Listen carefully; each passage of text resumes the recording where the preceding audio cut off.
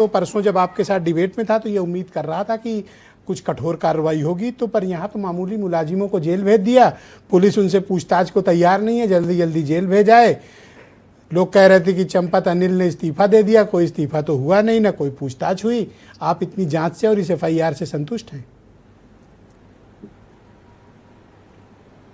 देखिए, हमें लगता है कि देखिए उत्तर प्रदेश में पहला ये इतिहास है कि एक भगवाधारी मुख्यमंत्री बने हैं और केंद्र में भी प्रधानमंत्री मोदी जी हैं, जो अयोध्या जी जाते हैं तो राम लला के सामने दंडवत प्रणाम करते हैं। पूरे हिंदुओं के सीना चौड़ा हो जाता है कि हमारी कोई सुनने वाला है। पहले एक समय था कि लोग जाते थे, तिलक लगवाते थे, बाहर आते ही मंदिर में बाहर से पूछ लेते थे।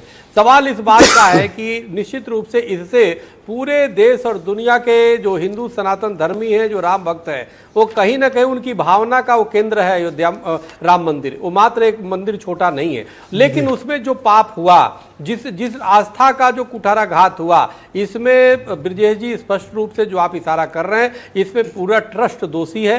क्योंकि देखो, कोई आसान बात नहीं है। नृपेंद्र मिश्रा जी का वो बयान बड़ा स्पष्ट है। उन्होंने कहा कि हम वहां गए, अनियमितता तो है, वहां पे कोई जांच नहीं, किसी प्रकार का कोई नहीं, कोई आता था जाता था। अभी 45 दिन का CC कैमरा है, उसमें सैकड़ों बार आने जाने की अनियमितता दिखाई गई है, जिसमें कैसे पैसा लेके, धन लेके देव द्रव्य की चोरी हो रही है। सवाल इस बात का, आप ये कह रहे हैं कि छोटे मुलाजिम फंस गए और जो ये कांड करा रहे थे उन पर कोई एक्शन नहीं?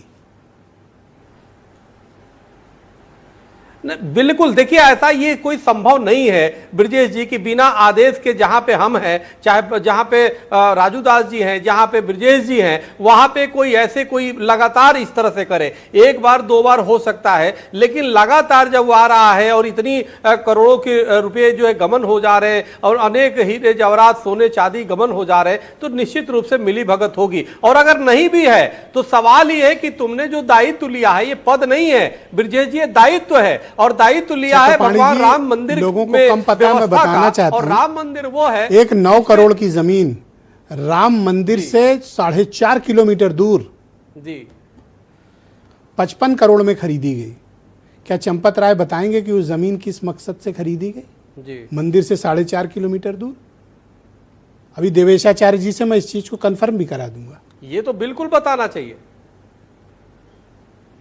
ये तो बिल्कुल होना चाहिए। आप दान पेटी, कैश, ज्वेलरी, शिलाएं, सोना तो भूल जाइए, अकाउंट में क्या क्या कांड है इसकी तो कोई ऑडिट ही नहीं है।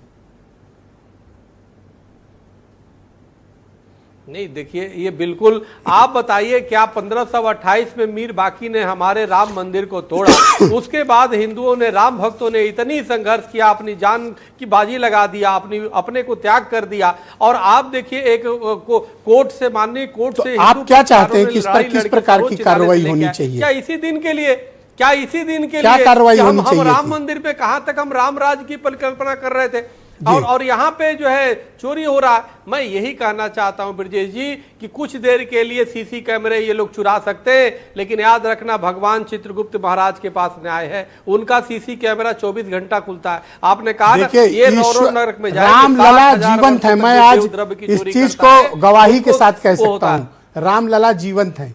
ये 20 दिन से इनका नंगाकरण सबका करवा रहे हैं, बिल्कुल जीवंत, और अभी सजा देंगे वो। हाँ, भाई हनुमान जी होते तो अब तक गदा मार दिए होते। राजू दास जी स्वीकारें या न स्वीकारें, लेकिन वो मर्यादा पुरुषोत्तम में पहले इनका आराम से नंगाकरण करेंगे, फिर मुकदमा होगा, फिर जांच होगी, बड़ी दुर्दशा होगी इनकी। मैं आपसे कह रहा हूं, मेरी तो बड़ी आस्था है जी। बहुत शुक्रिया आपका, बहुत धन्यवाद।